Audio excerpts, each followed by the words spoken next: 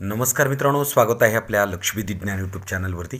आपल्या चॅनलवरती आपण सरकारच्या विविध योजनांचा परिचय करून घेत असतो आणि त्या योजना शेतकऱ्यांच्या संदर्भामध्ये असतात। दिव्यांग व्यक्ती असतील, महिला बचत गट असतील, कर्मचारी असतील, विद्यार्थी असतील, या सर्व लोकांच्या संदर्भामध्ये विविध अशा योजनांचा परिचय आपण आपल्या यूट्यूब चॅनलच्या माध्यमातून घेत असतो। त्याचप्रमाणे आज या ठिकाणी महाराष्ट्रातील शेतकऱ्यांसाठी अत्यंत महत्त्वाकांक्षी योजना तुमच्यासमोर घेऊन आलोय।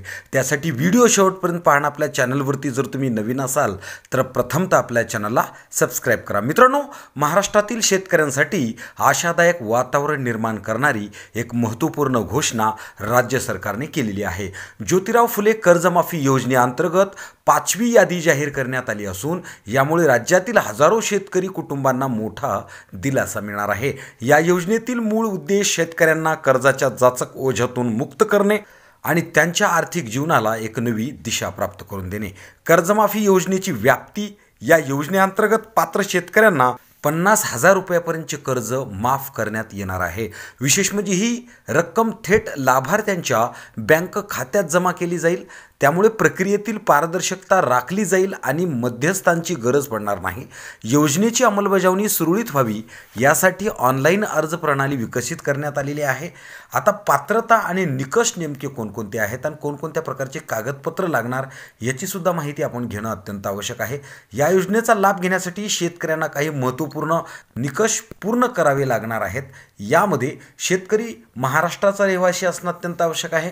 शेत जमिनीची मालकी किंवा हक्क कुळाचे अधिकार असणं अत्यंत आवश्यक आहे। कर्जाची थकबाकी असणं अत्यंत आवश्यक आहे। नियमित कर्जफेड करणाऱ्या शेतकऱ्यांना प्राधान्य दिले जाणार आहे। आवश्यक कागदपत्रांमध्ये सातबारा, आधार कार्ड, बँक पासबुक, पीक कर्जाचे पुरावे यांचा समावेश असणार आहे। सर्व कागदपत्रे योग्यरित्या भरून सादर करणं अत्यंत आवश्यक आहे। योजनेची अंमलबजावणी प्रक्रिया: कर्जमाफीच्या प्रक्रिया पारदर्शक आणि सुलभ होण्याकरिता ऑनलाईन नोंदणी, शेतकऱ्यांनी सरकारी पोर्टलवर नाव नोंदणी करणे, आवश्यक माहिती आणि कागदपत्र अपलोड करणे, अर्जाची स्थिती ऑनलाईन तपासणे, या सर्व गोष्टी तुम्हाला करायचं आहे।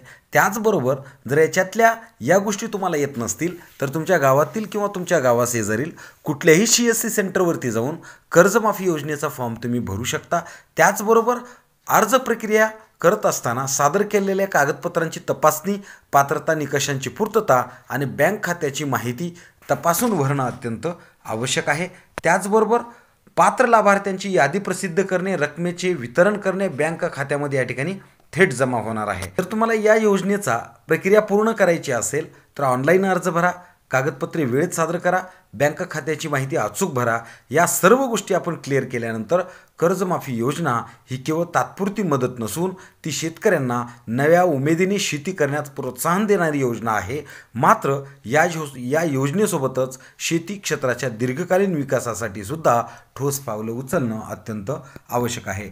त्याच्यामुळे आपल्यावर जर कर्ज असेल तर या ठिकाणी तुमच्या गावातील किंवा तुमच्या गावाशेजारील कुठल्याही CSC सेंटरवरती जाऊन कर्जमाफीचा अर्ज भरू शकता आणि तुम्ही सुद्धा या योजनेचा लाभ घेऊ शकता। हा व्हिडिओ जर आवडला असेल तर इतरांना सुद्धा शेअर करा। आपल्या चॅनलवरती जर तुम्ही नवीन असाल तर प्रथमतः आपल्या चॅनलला सबस्क्राइब करा। धन्यवाद।